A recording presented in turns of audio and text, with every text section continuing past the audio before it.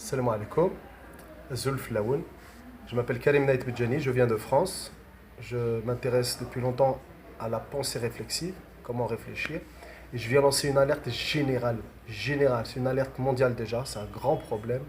Le mésusage, c'est le mauvais usage des écrans. On ne sait pas utiliser les écrans.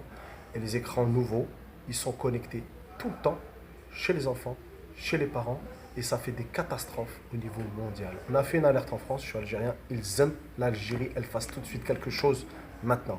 Alhamdoulilah, on a des hommes encore. Moudjahid, en plus je viens faire une conférence à Al-Moudjahid, c'est pas pour rien. On a des femmes encore qui sont fortes. Et toutes nos valeurs, elles sont en train de disparaître. Il faut absolument, en urgence, on n'a pas pris conscience de ça dans le monde. Il faut immédiatement mettre en place une politique de gestion des écrans pour les petits. Il faut l'interdiction, comme on a fait en France, des écrans pour les petits de moins de 3 ans. Il y a beaucoup de choses qu'on va vous donner ici lors de la conférence. Suivez ce qui va être fait par la suite parce que les écrans sont en train de détruire nos familles, notre jeunesse, nos traditions, nos anciens. Ça bloque le développement de l'enfant. Ça bloque quand il est trop exposé, le petit. Ça bloque son développement du cerveau. Bien sûr, on peut utiliser les écrans.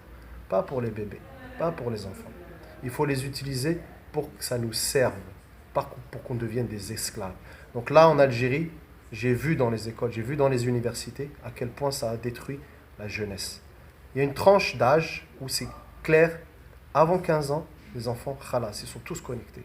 Après 15 ans, ça commence à être grave. Jusqu'à 19 ans, la dernière génération, elle est bonne. Maintenant, vous devez agir et écouter ce qu'on va vous dire. Et Inch'Allah, on va sauver l'avenir de nos enfants et des Africains et du monde. Inch'Allah, et ça va commencer en Algérie, parce qu'en Algérie, c'est un pays à part en Afrique. C'est un pays de révolutionnaires, c'est un pays de chercheurs dans leur tête. Ils ont combattu. On n'a pas eu 1 500 000 de morts pour notre indépendance pour se retrouver là comme ça.